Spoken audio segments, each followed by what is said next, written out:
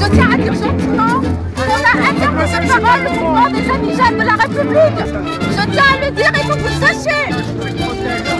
C'est honteux. C'est nous ce qui s'est passé là. C'est honteux. Il y avait des tours de parole qui avaient été prévus. On avait été prévus pour prendre la parole. Et ils viennent de nous empêcher de prendre la parole. Ou regarde de prendre la parole. C'est incroyable, hein. Alors qu'on était prévus, on commémore ça depuis des années. Mais c'est nous. Mais vous n'avez pas un micro, prenez la parole. On n'a pas de micro. Voilà, mais c'est dommage. On n'a pas. C'est de la merde là, c'est pas possible. Pourquoi on n'a pas de micro? Parce qu'on s'est dit, on va pas venir avec un micro. La femme à qui ils ont donné la parole, la féministe à qui ils ont donné la parole, c'est une femme qui était pour la loi sur les films religieux en 2002. Elle a écrit des choses très racistes sur les films. C'est pas la raison. Non, mais non, il y a déjà cela, Attends une seconde, non. Elle a eu des propos racistes à l'époque, mais le deux doigts de penser de même comme toi. Tout le monde doit parler. Mais Voilà. moi je me révolte.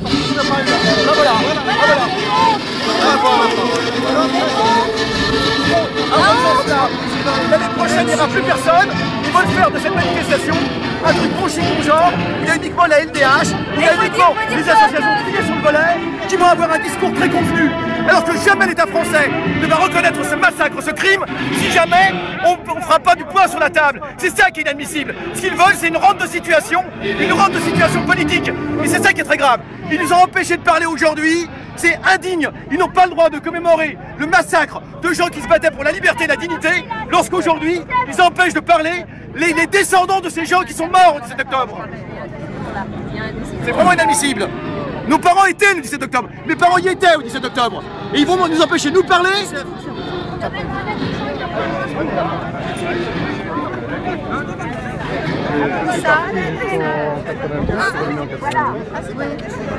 Dis-moi. S'il vous plaît. Silence. Attention. Le parole était prévu, ils nous ont empêché de parler. Le discours. Alors je tiens à dire. Silence. Moi, j'étais la première. C'est la première à dire. Je tiens simplement à dire, au nom du mouvement des indigènes de la République, que nous avons demandé officiellement aux organisateurs de prendre la parole. On n'est pas des voyous aujourd'hui car nous commémorons la mémoire des nôtres. Ouais. Nous sommes là en signe de deuil. Nous ne sommes pas des voyous, nous avons demandé à prendre la parole officiellement et on nous l'a autorisé. Ça, c'est la première des choses que je voudrais dire. La seconde chose, c'est que c'est tout à l'honneur de ces féministes que d'être venues aujourd'hui, pendant qu'elles manifestent ailleurs, venir ici et nous soutenir dans cette manifestation, c'est tout à leur honneur. Mais c'est la première fois qu'elles viennent. Or, nous sommes ici toutes les années depuis notre création. C'est donc un scandale qu'elles passent avant nous. Et donc, je vais vous lire le discours que nous avons préparé. Bien sûr. Non, j'ai dit ce groupe de féministes. Ce groupe de féministes, oui, pas toutes. Évidemment. Bien sûr. Nous sommes ici en signe. Bien sûr, nous sommes ici en signe de deuil. Bien sûr, nous sommes ici pour commémorer les martyrs du 17 octobre 61, assassinés par le terrorisme colonial. Le terrorisme colonial d'un État qui se disait et république et démocratie. Bien sûr, nous commémorons la mémoire de ces hommes, de ces femmes, de ces enfants qui ont manifesté pour leur liberté et leur dignité. Mais cette commémoration doit aussi être l'occasion d'élever notre conscience anticoloniale. Nous ne sommes pas ici pour honorer la mémoire des Algériens parce que Algériens, mais parce que colonisés et combattants anticolonialistes. Or, sur le terrain, qu'est-ce que nous constatons? La plupart de ceux qui commémorent Sankara sont burkinabés. La plupart de ceux qui commémorent Moumié sont camerounais. La plupart de ceux qui commémorent Cabral sont capverdiens. La plupart de ceux qui commémorent Lumumba sont congolais et la plupart de ceux qui commémorent Ben Barka sont marocains. Cela n'exprime pas une avancée, mais un recul de la conscience anticoloniale. Il s'agit aujourd'hui de casser ce cloisonnement et de constituer un front uni, une force anticoloniale rassemblant tous les anticolonialistes convaincus. Bravo!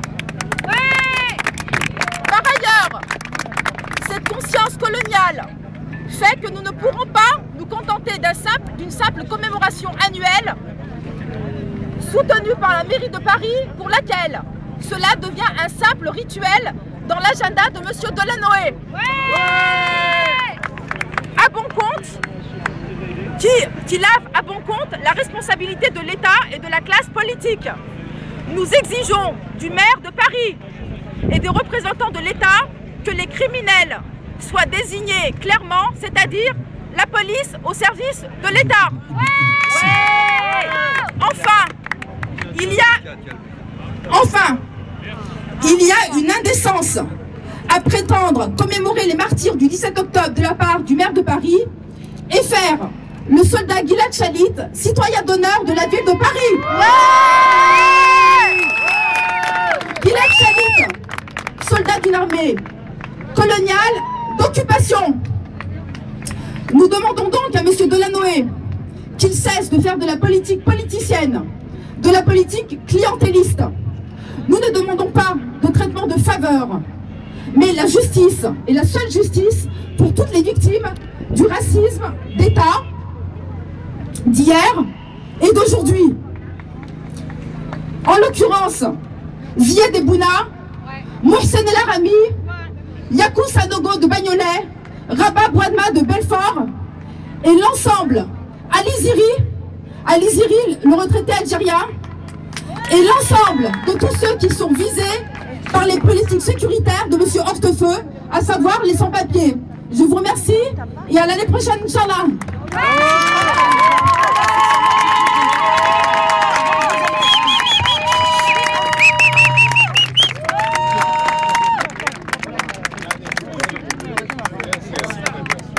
Et ben voilà. Et regarde, tu peux pas relire le début du... T'aurais pas pu relire le début du discours.